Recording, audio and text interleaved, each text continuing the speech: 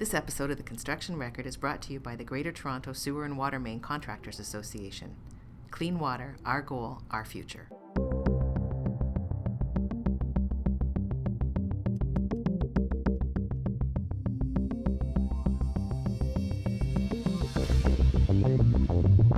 Hello, and welcome to the Construction Record Podcast. I'm Warren Frey, Digital Media Editor. I'm Russell Hixson, Staff Writer. And I went down to Nashville recently for the Mechanical Contractors of Canada conference. But before we talk about that, we're going to talk about what Russell did, which is...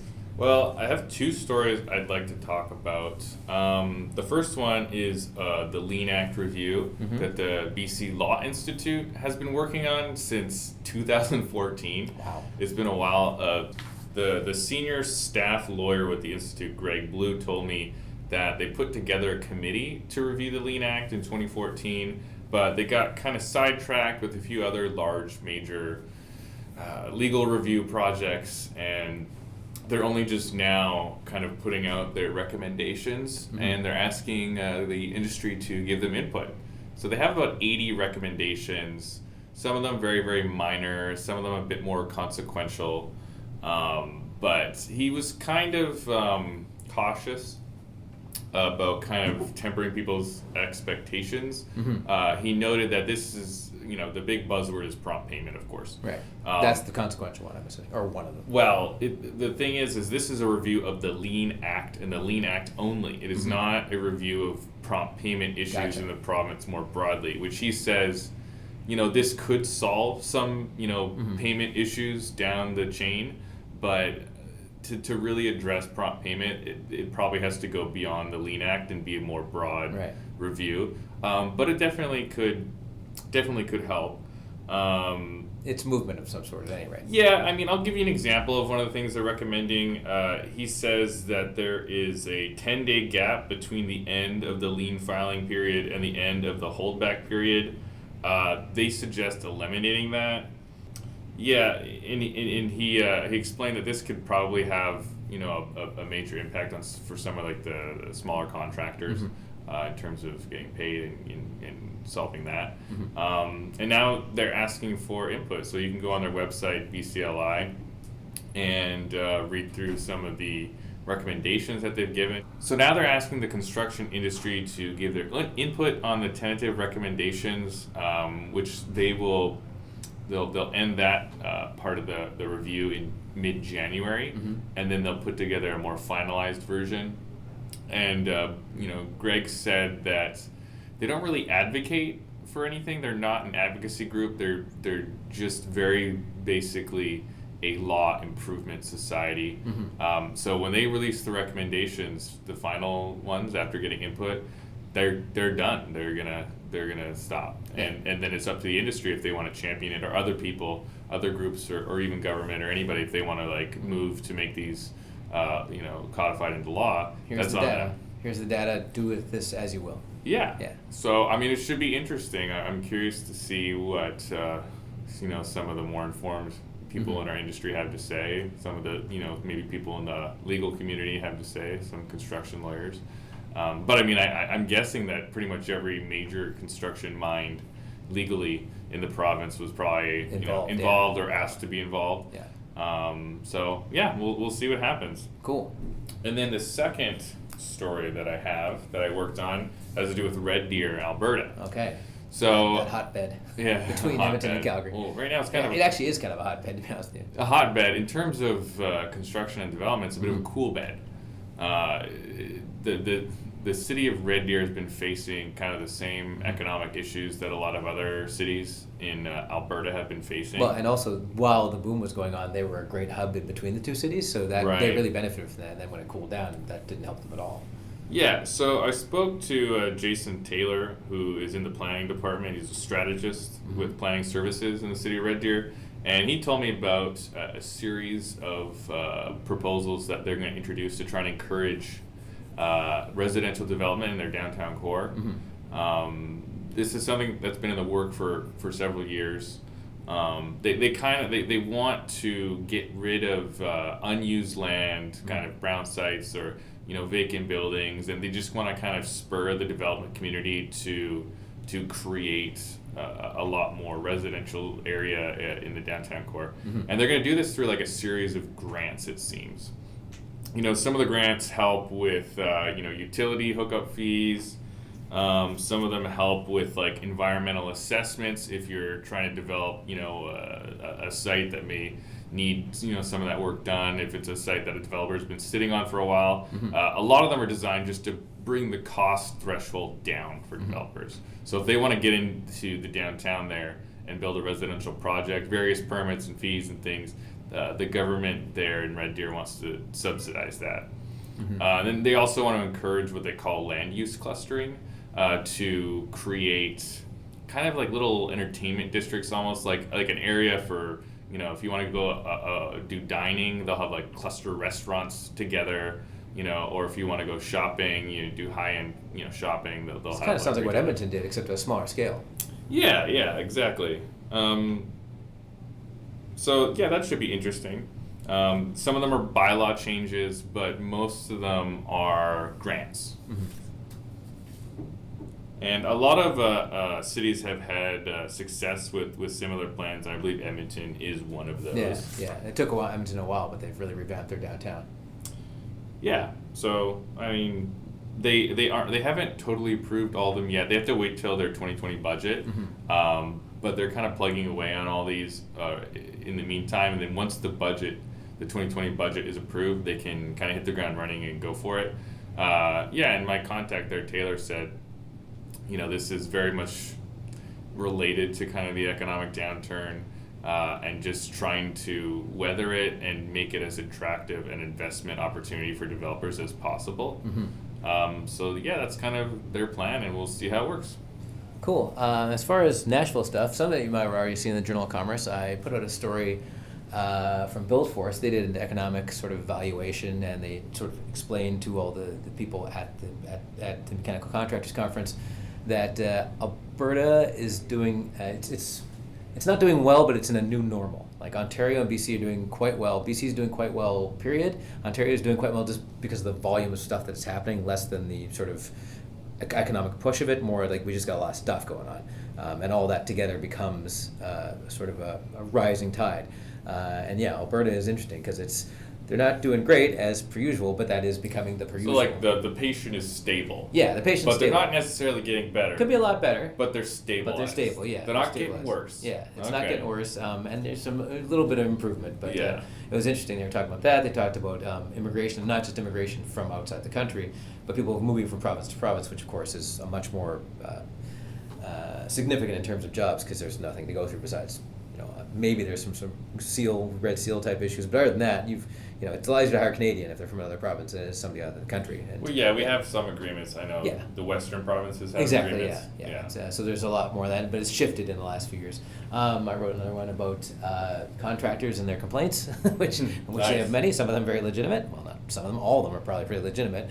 But the other things I wrote about, and which we're going to have interviews about here, is I talked to Mandy Rennehan. She's the CEO of Freshco. She's also known as the blue collar CEO because she's kind of an advocate for the blue collar industries generally, but construction in particular. She said she was the keynote speaker for the final day at the MCAC's event, and she was talking about how she calls it tradeism because there's this whole perception that you're somehow lesser if you're in a trade.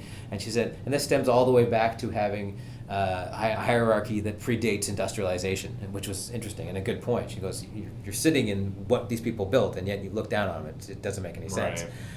And she also talked about her personal journey and how she kind of got to where she is. It was very interesting, and you'll hear that next. And after that, I've got an interview with Jeff Sample. He's from ESUB, and he did a thing about technology, and this is kind of a staple of every conference, technology and construction, but he had some interesting things to say about it, mostly being technology is great, but if you don't have people buying into it, and if you don't have management buying into it, and if people aren't being benefited from it, if it's just being done to being done, then it's no good to anybody. But there are ways that it is kind of seeping into the construction industry, which is going to take the technology kicking and screaming, but it is going to take it. So up next, we'll listen to Mandy.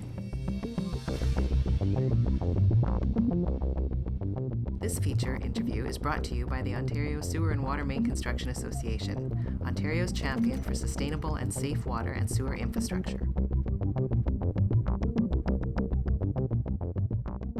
here in Nashville with Mandy Rennehan, the blue-collar CEO, and she just talked to the Mechanical Contractors of Canada about a bunch of stuff. I'd like to start with the fact that you hear all the time, don't make your kids go to university, but you go way past that. You explain why they shouldn't go to university, and you talk about tradeism. So maybe you could explain what tradeism is and why there's a stigma around the trades. I think that, when you look at Canada and the U.S. as a whole, they're really, let's just say there was a hierarchy that landed on everybody's doorstep, pre-industrial revolution. And I want to be clear, when I say, it's not that I'm not telling people not to go to university. I'm actually telling people, go to where you feel fits best for you. And I think that that's one thing that, that somebody said to me, Mandy, are you pro-university? I said, not at all. I said, I believe that everybody fits everywhere. But the reality is that we have such a supply and demand and a systemic issue in the trade industry, the blue-collar industry as a whole. And the reason why is because of that hierarchy of a lot of these kids, even a lot of the parents, even at their age, they really wanted to be working with their hands and their minds together. They didn't want to go to university, but they felt obliged to go to university because that's what they were told to do. And so when you look at tradeism, it's real. It's real because and I've watched it for 24 years, how people are treated in the industry. And it's one of those things that, they love you when they need you, but you're not considered a professional, like maybe a lawyer, a doctor, an accountant. And so the whole idea is that why? People go to school for 4 to 5 years, they apprentice, they put as much time in, but... You're sitting in what they did. Absolutely. Without them, you would not function as a human being, but yet they're told, if you're charging me $55 an hour, you're high. And I look at him, I said, explain that to me like I'm 5 because I don't understand. Why is that high? Because they're looked at as the second-class trades. And so the stigma really roots towards, are they respected enough to be paid what they're worth? And you explained also, you said you met with Justin Trudeau and basically told him outright, there's not enough tying this together where everybody knows this is a good thing to go into. And you also said this is not presented as sexy, and part of the problem with that is that we're Canadians and we're not good at marketing ourselves. We're not good. Abysmal. We're just so maybe not. You go into that and what you told Justin Trudeau. I think that, like I said, in January, I was the keynote speaker in Sherbrooke for the Liberal government, and it wasn't just Justin Trudeau, it was his whole cabinet. A lot of great people. And they were very, they were very upfront in saying, you know what, Mandy, we're hearing what you're saying, we're seeing it, and they also agreed that there's a lot of silos, out in the industry that are doing great things, but they're really getting no traction, no impact like they should, because we don't have a collaborative system that we're all working as one.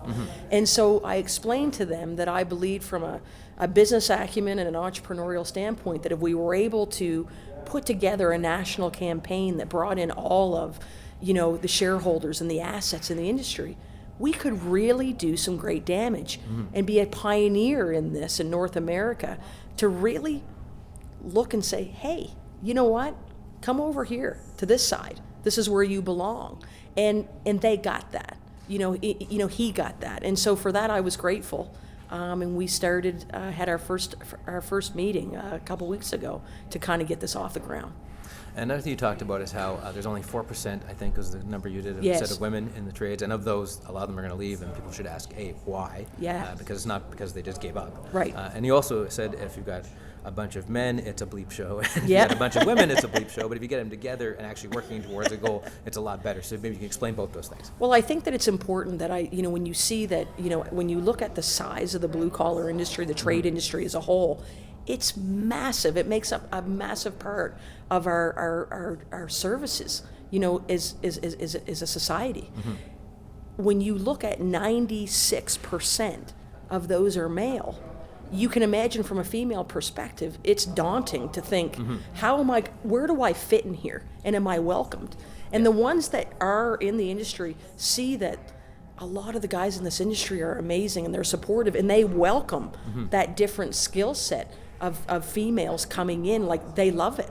And so I think that what's happening is that we still are not advanced enough. A lot of our companies, not our schools, a lot of companies out there are not set up to understand the ideology that women come with a different set of instructions in the workplace, and that in order for them to make it, they need to be supported on many levels, and just a lot of them are not there yet.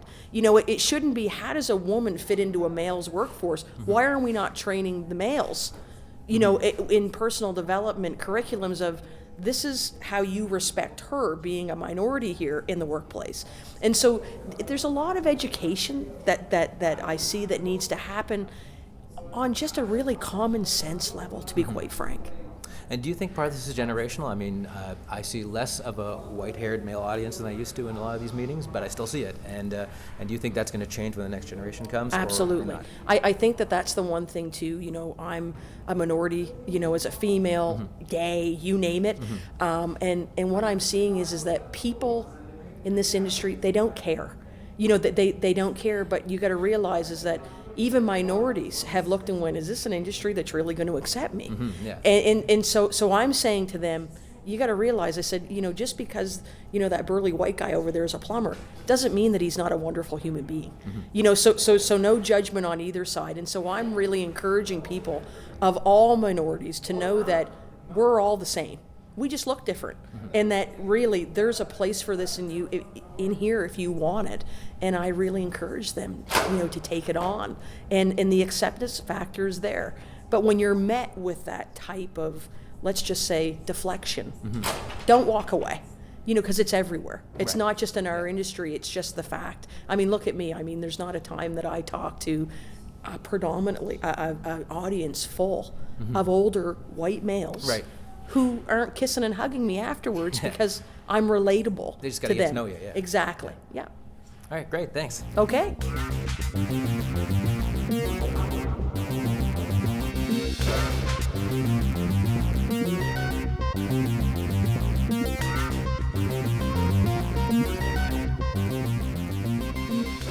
Here at the Mechanical Contractors of Canada conference in Nashville with Jeff Sample. He's from eSub Software Solutions, and he just gave a talk on construction technology through the looking glass. So you touched on a ton of stuff, but I'm just going to go with 3 main points. One, you talked about visualization and data, so maybe you could talk about the importance of data and how we're looking backwards, not forwards at the moment. Oh yeah, well, I mean, there's this kind of understanding that in the construction industry, it's kind of a unique industry because most places I go, they struggle to actually go out and collect the data. The thing about construction is they've been collecting it for years. It's just in the carbon locker. So by digitizing it and putting it into a format in which we can digest it, it can really transform us because it'll give us insights. We can take all of that information in the past and figure out, where did we do well with our estimating? Did we come in good on the job? Well, yeah, we're really good at guessing right now. But wouldn't it be better if we knew where we were accurate and where we were non-accurate, so we could make better, accurate estimates up front, and then we were actually taking that information and saying, okay, this is how we did against it. Data really unlocks that, and it focuses us on the future of what's ahead. Far too often you're looking behind you, and if it's already happened, it's too late. It's what's happening now, and to get predictive, things are in the yellow instead of in the green. That's when we can fix things. So to me, data unlocks all of those possibilities, but we have to unlock it. Another thing you talked about is how the technology is important and you got to deal with it, but it's actually sort of the secondary part of it. It's more the leadership, the process, and then the technology? Oh yeah, absolutely. Anybody who tells you that technology will solve your problems is selling you some sort of snake oil. It's been going on forever. It is people, process, then technology. It has to go in that order. You have to have the right people together. If you don't have the right people, you don't have a full view. And I mean that. When you're looking at a field software solution for time, most people think it's all in the field. You need accounting, you need payroll, you need leadership. Leadership gives you the right to have the conversation. Payroll is where that time card ends in a paycheck that gets deposited in your account. So if you don't have all those stakeholders at the table, you're opening yourself up for failure. they can design how the process works, and then you can take good technology and apply it to it. If you do it in the opposite, you're just going to fail spectacularly well and quickly. That's what technology can do to you. One thing I found interesting is you talked about AR and VR, but also about how photogrammetry, like basically just taking photos, is what's going to give you a ton of data. Oh, and that's the beauty of technology, right? As it gets more advanced, it gets simpler. You know, laser scans that were super expensive were the only way you could capture reality and put it against your model in the past. But now with the compute capabilities we have when it comes to photogrammetry, we can take all the photos that everybody's taking on a job site. And this is where transparency and sharing is so important, because if we're sharing them all, from the mechanical contractors, the electrical contractors, the general contractors, even the security people, if we're sharing that all together, we can actually paint, using computer vision, a model without ever having to do laser scanning. That's what's happening, and it's happening at lightning speed right now. It's just a fantastic spot to be in. And finally, the sexy and misunderstood subject of robotics. You pointed out that Boston Dynamics robots, the ones that look like people more or less, are completely inefficient and aren't suited for the task compared to what you actually need. Exactly, and I think Boston Dynamics is a good one, because I think what Boston Dynamics is doing on the front end with Atlas is just to wow people, and it's what people kind of expect out of a human robot. Right. But if you look at their Spot, which is their Spot Mini that just became available in construction, that's a true design. It's small, it's easy, it's like it a little moves dog, around. kind of. Yeah, it's the little dog one that has 2 ports in it that you could put a laser scanner, you could put a 360 photo. Right now they're partnering with Hollow Builder to do the first prototype of Spot really doing that. And so Boston Dynamics will show you, hey, this is the inefficient future, this is the efficient future. But ultimately, like places like Amazon and whatnot are where you can see true robotics. And my nugget to everybody, check out constructionrobotics.com. They're an awesome company. They're really doing some innovative things. Okay, thanks. You're welcome.